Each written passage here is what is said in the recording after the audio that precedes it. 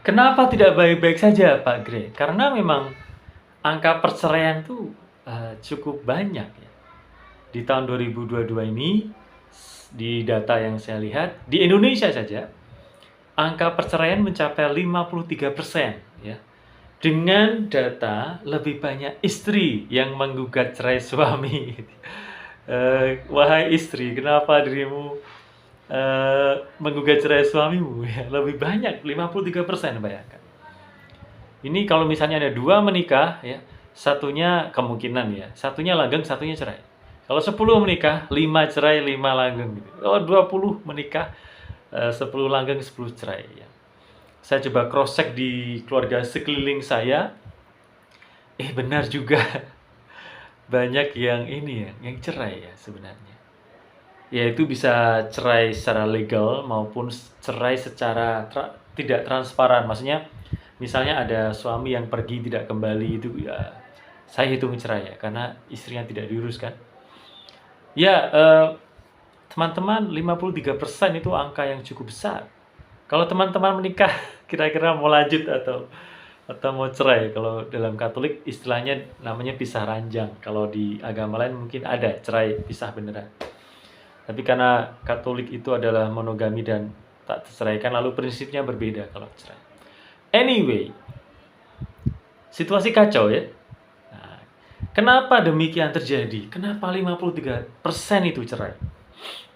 Kalau dalam konteks religiusitas atau dalam konteks rohani begitu, kita bisa pandang begitu. Ini terjadi karena manusia tidak lagi menjadi homo religius. Homo artinya makhluk, religius artinya religi, artinya makhluk rohani. Manusia mungkin terjebak pada homo economicus atau manusia yang kalkulatif ya.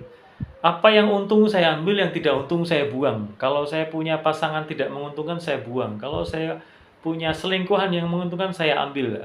Homo economicus. Salah tidak, Pak? Kalau dalam prinsip ekonomi mungkin itu baik gitu. Tapi kalau dalam konteks religius tidak selalu baik gitu. Ya. Karena homo religius itu mengandalkan fondasinya bukan pada materi, harta gitu ya, tapi pada hubungan dengan Tuhan. Kalau kamu punya janji dengan Tuhan, ya itu yang dijaga. Gitu. Kalau dalam konteks ekonomi misalnya kamu punya kesepakatan kontrak dengan perusahaan atau dengan pihak kedua atau pihak ketiga, itu kan dijaga. Nah, kalau dalam konteks religius, kontrak dengan Tuhan itu, janji perkawinan itu yang dijaga. So, kita juga tahu bahwa ini konteks suami istri ya, perceraian meningkat gitu kan. Kemudian anak-anak, ya kita tahu bahwa pergaulan bebas itu ya secara persentase cukup mengkhawatirkan sebenarnya dari pihak saya. Di satu waktu ada satu survei ya, bisa dikatakan survei bukan dari negara, survei independen yang mengatakan di salah satu kota besar, mahasiswa atau mahasiswi yang sudah melakukan hubungan seks di luar nikah itu mencapai 95%. Saya tidak tahu di Semarang atau di Jogja atau di mana lagi tahun ini, itu beberapa tahun yang lalu surveinya. Teman-teman, jadi itu saja sudah menjadi indikator bahwa si orang tidak bertanggung jawab terhadap masa depannya sendiri bahkan ya. Coba kalau misalnya dari mohon maaf hubungan itu lalu muncul anak gitu. Lalu bagaimana orang tidak bertanggung jawab punya anak gitu? Kan kacau anaknya, masa depannya bagaimana? Dan penelitian saya sendiri ada di salah satu daerah namanya anak duit ya. Anak duit itu anak yang lahir dari hubungan di luar pernikahan lalu dirawat oleh keluarga tertentu ya, itu berarti tidak menjadi bagian dari kakak keluarga, tetapi dibiayai oleh orang tua tersamarnya gitu. Jadi secara psikologis, karena saya dosen psikologi, tekanan berat bagi anak-anak duit itu, atau istilah anak saya tidak bisa menyebut anak haram, tapi anak di luar nikah itu punya risiko berat. Apalagi cewek juga, kita hidup di Indonesia kan, kalau misalnya dikatakan tidak perawan dan seterusnya, maka namanya bisa lebih jelek. So, teman-teman, secara moral ada banyak masalah ya. apabila manusia tidak fokus pada homo religius. Homo economicus itu boleh-boleh saja, tetapi jika dasarnya bukan homo religius, masalah. Nah, jadi menurut perspektif homo religius, pikiran, perkataan, dan tindakan itu sudah seharusnya punya arah. Arah kemana? Arah menuju Tuhan. Atau kata peribahasa Latin ya, in quietum est cor nostrum donec requiescat in te. Atau tidak tenanglah hatiku sebelum beristirahat pada Tuhanku.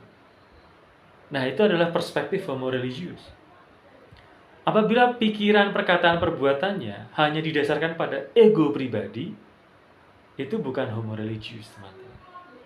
Tetapi bisa jadi homo neandertal gitu, yang sangat primitif ya.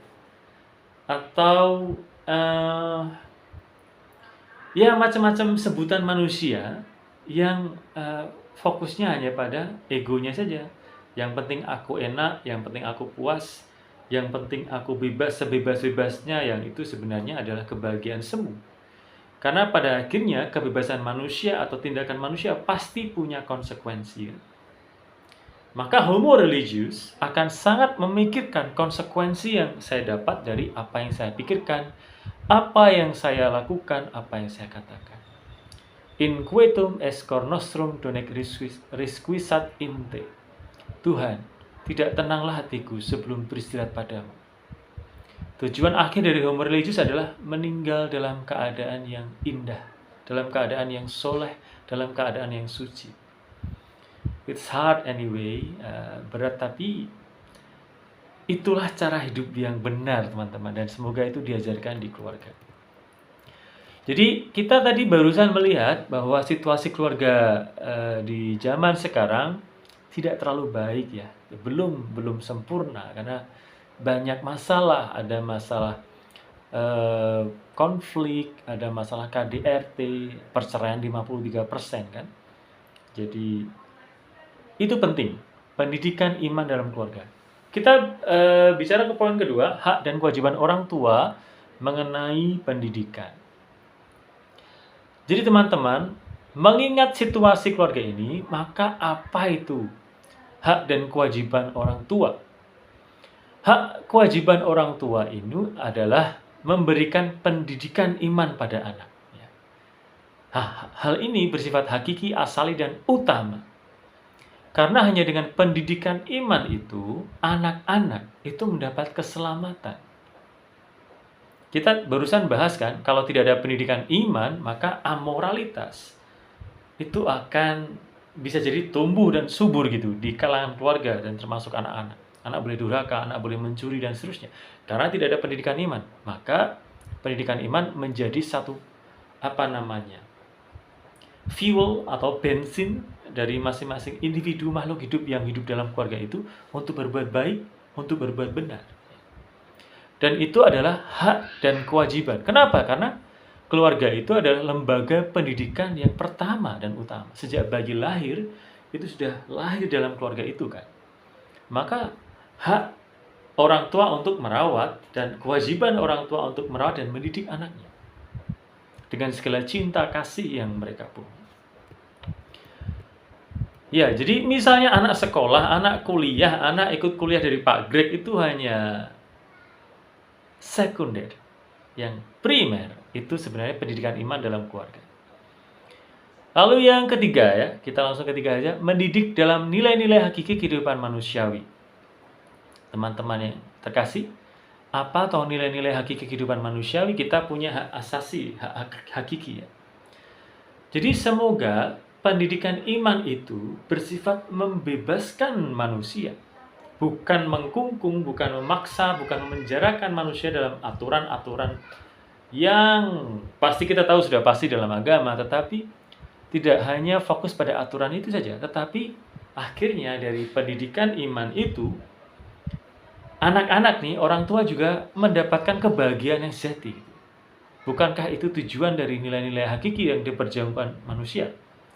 Kebahagiaan sejati, keselamatan, kebebasan dalam memilih mana yang baik, mana yang benar. Coba bayangkan jika anak-anak hidup dalam kebodohan, ya. Mereka hanya tahu kebebasan yang enak-enak, yang puas-puas, tetapi lupa memandang konsekuensi. Kenapa? Karena tidak ada pendidikan iman. Ya, maka adalah tugas orang tua untuk mendidik nilai-nilai hakiki. Ya, tadi asasi tadi. Jadi maksud saya begini teman-teman, mendidik iman itu bukan dalam cara kekerasan, gitu ya, paksaan, bukan itu. Tetapi dalam cara menjaga kebebasan, dalam menjaga saling mendengarkan pendapat orang lain, dalam toleransi, dalam kasih, dalam kelemah lembutan, dalam pengampunan, hal seperti itu. Ya. Yang keempat, misi pendidikan dari perkawinan. Ya, akhirnya saya akan mengambil satu filosofi tentang perkawinan. Sebenarnya orang nikah untuk apa sih? Orang kawin untuk apa kan? Kalau orang hanya mau, misalnya saja, hanya mau hal yang enak dalam perkawinan saja, maka tidak usah nikah. Kumpul kebo saja cukup kan? Atau misalnya kawin kontrak saja cukup kan? Tapi nikah itu kan sampai akhir, sampai mati. Maka sebenarnya apa tujuan dari pernikahan, dari perkawinan itu? Ya, tentu keselamatan masing-masing anggota keluarga. Dan semoga ini dijaga benar, dan salah satunya adalah dengan pendidikan iman. Kalau keluarga itu hanya untuk membangun ekonomi, ya bisa sih, itu satu aspek, tapi kan itu tidak lengkap. Kamu gabung aja perusahaan gitu, tidak usah nikah. Jadi saja bawahan orang kaya, tidak usah nikah. Ekonomi penting teman-teman, tapi itu bukan satu-satunya hal terpenting dalam pernikahan. Ya, maka semoga hal ini bisa dipahami dan digumuli oleh keluarga-keluarga yang beriman gitu ya. Ya, ini situasi keluarga masyarakat masa kini, hak dan kewajiban orang tua mengenai pendidikan iman, mendidik dalam kerangka nilai hakiki manusia dan misi dari pernikahan ya. Dan semoga